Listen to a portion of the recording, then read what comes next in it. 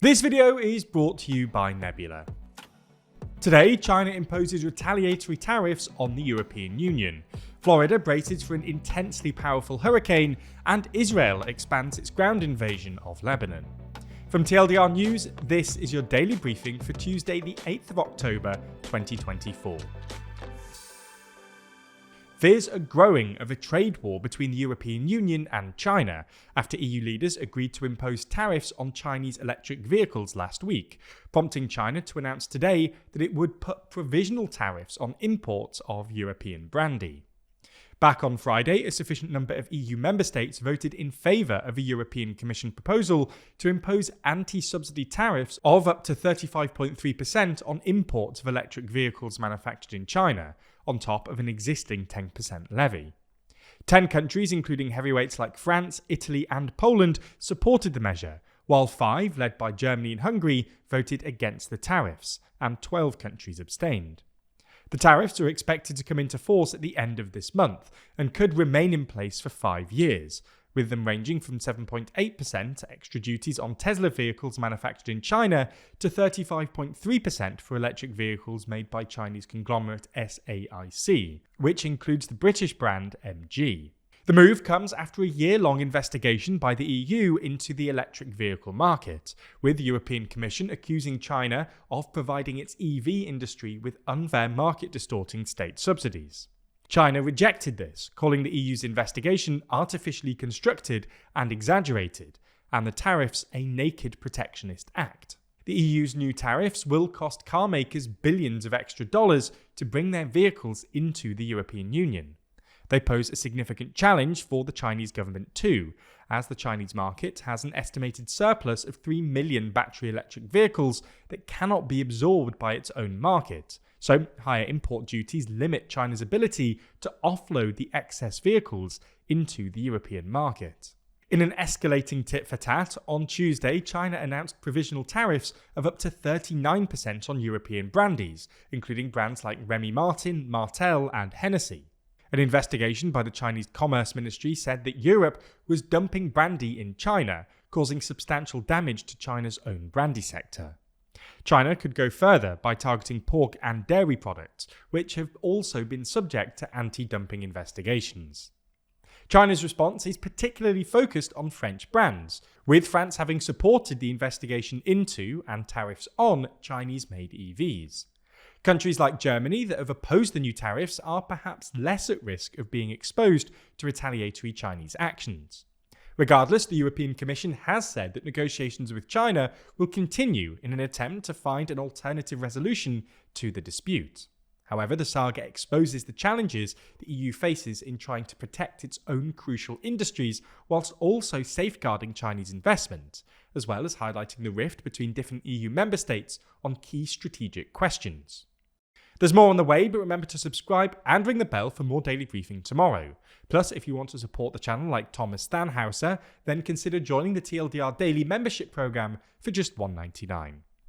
The US state of Florida is bracing for Hurricane Milton, as it strengthened into a Category 5 storm above the Gulf of Mexico on Monday. And the southern United States is still reeling from the devastating Hurricane Helene 2 weeks ago.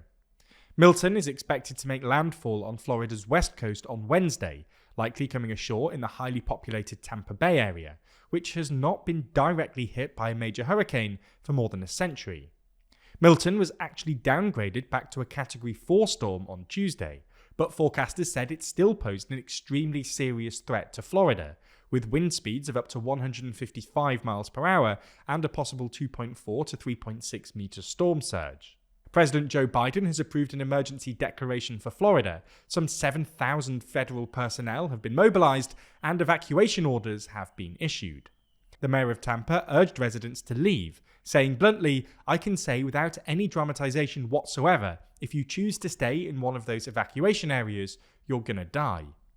Hurricane Milton is said to be unusual in that it's formed in the western Gulf of Mexico, tracked eastward, and is expected to make landfall on the western coast of Florida, whereas storms usually make landfall after travelling west and turning north.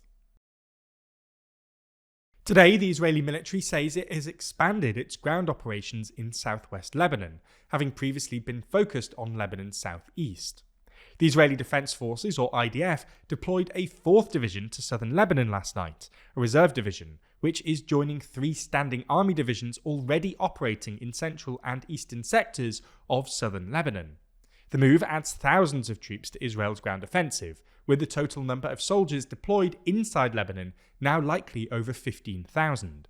Earlier today, the Israeli military also announced that it had killed Suhail Husseini, the commander of Hezbollah's headquarters in the vicinity of Beirut. If confirmed, Husseini's death would mark the latest in a series of targeted assassinations of Hezbollah leaders and commanders by Israel, including the group's leader Hassan Nasrallah, which represented one of the most significant setbacks for Hezbollah in decades. Iran's foreign minister also issued a stern warning to Israel today, stating that any attacks on Iranian infrastructure in Lebanon would be met with retaliation. Reports from some smaller news outlets indicate that Israel targeted a French-owned gas station in Beirut earlier this week, which followed French President Emmanuel Macron's stance to halt arms supplies to Israel. Iran's foreign minister is set to visit Saudi Arabia and other countries in the Middle East, most of them major energy exporters like Iran, who have sought to reassure Tehran of their neutrality in the Iran-Israel conflict. Tensions boiled over in Albania's capital last night as opposition supporters of the Conservative Democratic Party clashed with police during a protest, demanding the resignation of Prime Minister Edi Rama and the establishment of a caretaker government until the next elections. Since Rama came to power in 2013, opposition supporters have frequently staged demonstrations, some of which have turned violent. Thousands of demonstrators gathered in front of the government building, voicing their discontent over corruption, voter manipulation, and the erosion of judicial independence, among other things. As protesters marched through the streets, the atmosphere quickly escalated, with some individuals hurling stones and bottles at police officers, who responded with tear gas and water cannons. The Ministry of the Interior reported several injuries among both protesters and law enforcement. The protesters also called for the release of the Democratic Party's former leader and former Albanian Prime Minister Sali Berisha, who is currently under house arrest. Chants of Berisha, Berisha and Down with the Dictatorship echoed through the streets. These protests followed a week of escalating tensions, during which a group of opposition politicians set fire to a pile of wooden chairs outside the parliament to protest the imprisonment of their colleague, opposition politician Erfin Saliani. The lower court found Saliani guilty of making a false report against the former interior minister.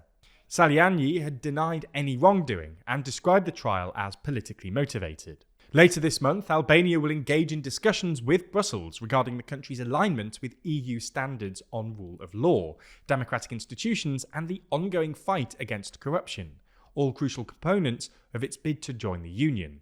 Last night's protest will undoubtedly be a significant topic of conversations during these talks. And finally, in some uplifting news, 2 scientists, Victor Ambros and Gary Ruvkun, have won the Nobel Prize in Physiology or Medicine for their discovery of microRNA, which serve as on and off switches inside cells that help control what cells can do and when. Manipulation of this microRNA could allow scientists one day to create powerful treatments for diseases like cancer. Similarly, last year, the prize went to 2 scientists whose discoveries enabled the creation of mRNA vaccines against COVID-19, which were critical in slowing down the pandemic. Now, we discussed the approaching hurricane in Florida in this episode, just one of many news stories coming out of the United States at the moment, especially given that we're less than 1 month out from the US election. If you want to keep up with the election news, check out our Nebula exclusive show, WTF USA. WTF USA is our slightly tongue-in-cheek look at the US election. Each week, we dive into the online discourse, explain the politics behind the stories, and tell you if you really need to pay attention. For example, in recent episodes, we've talked about Trump's foray into the world of crypto, claims of dog eating, and AI-generated Musk memes. These might sound stupid, but they actually tell us a lot about the candidate's economic plans, the state of post-truth politics, and how the US feels about its deficit. That is to say, WTF USA brings you the wildest moments from the 2024 election, tells you the hidden political meaning behind each of them, and then if you can just ignore the chaos, or if you should follow along. New videos come out every Friday only on Nebula. That's the streaming service we've built alongside a bunch of our creator friends, and where you can find all kinds of superb content like WTF. We're super proud of WTF USA, and we hope that with your support, we'll be able to make other interesting, weird, and entertaining series with Nebula in the future. So signing up genuinely helps TLDR to grow and expand. As I say, it's not just WTF either. There's a whole bunch of other original content on the service, from creators like Real Life Law, Wendover Productions, and Neo. You can also watch every normal TLDR video ad-free on Nebula as well, and in some instances, before they land on YouTube. If you're not a member already, click the link in the description to get 40% off. That's just $30 for a year, or $2.50 a month. We really hope you check out the series, and as always, thanks for your support.